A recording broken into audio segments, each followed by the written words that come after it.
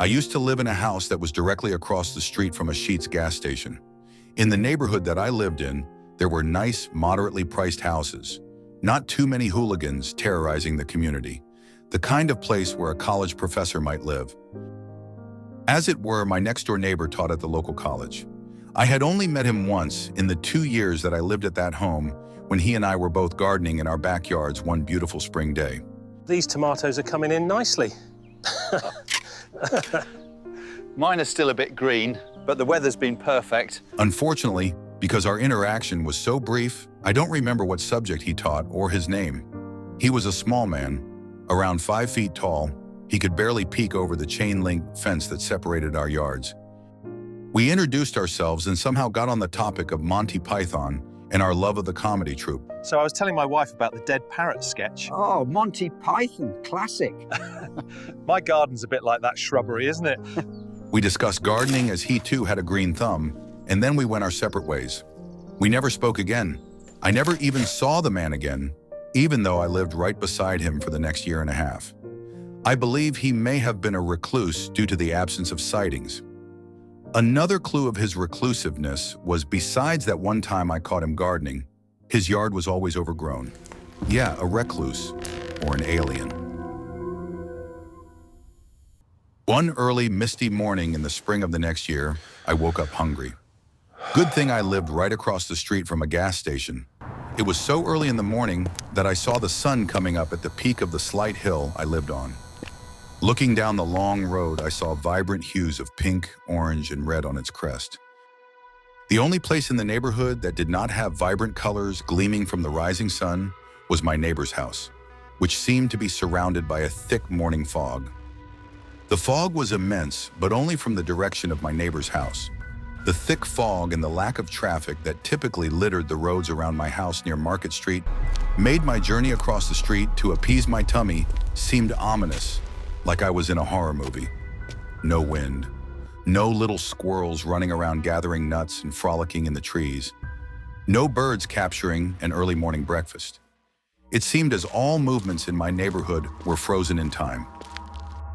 Slightly nervous from the ominous movie scene I seemed to be in, and dazed from just waking up, I cautiously, yet sleepily, sauntered across the street towards the gas station to grab some grub, looking in every direction as if something was about to jump out at me. Then I peered to my rear at my neighbor's home, making sure no one or no thing was out to grab me. I noticed the thickest part of the fog was focused and hovering over my next-door neighbor's house.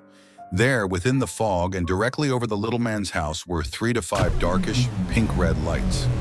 I do not have an accurate account of the amount of lights because of the thickness of the fog mostly hit a couple or a few of them, on top of the fact that I was terrified. I kept walking forward towards the gas station to get my breakfast, looking over my shoulder to the hovering lights that rested above my next-door neighbor's 2-story abode. I gave the lights and fog one more frightened but interested look before I entered the gas station. While walking inside, I still had that creepy feeling from what I had just witnessed, but felt like the energy in the room was normal. No one in the facility acted as anything was wrong. Mostly it was just tired and annoyed employees waiting for 7 a.m. to come so they could go home. Not at all ominous, it was as if I walked into a completely different plane of existence. That's when I realized I did not bring my phone. I quickly grabbed up something to eat and anxiously paid for it at the counter, Thanks. being both nervous and excited to go back outside. The attendant looked at me as if I was just another crazy person that they no doubtedly dealt with every day. But I was just focused on racing back home to get my phone so I could take a video of what I had witnessed. Maybe it was the confusion of just waking up, but I had a surge of bravery. I was ready to dash back to my house to get my phone and ready to pounce on whatever creepy thing may or may not have been watching me, and would no doubt clobber any being trying to reach out and grab me up. To my disappointment, amazement, and relief, neither the fog nor the lights were hovering about my neighbors any longer. Where did they go? It was as if there was never either fog nor lights there in the first place. Somehow the fog and lights completely vanished in the minute I was buying munchies in the store. Could it have been a dream? Never before nor after this incident have I ever had a dream so vivid that I couldn't distinguish real from dreamscape. I guess it was drones from China.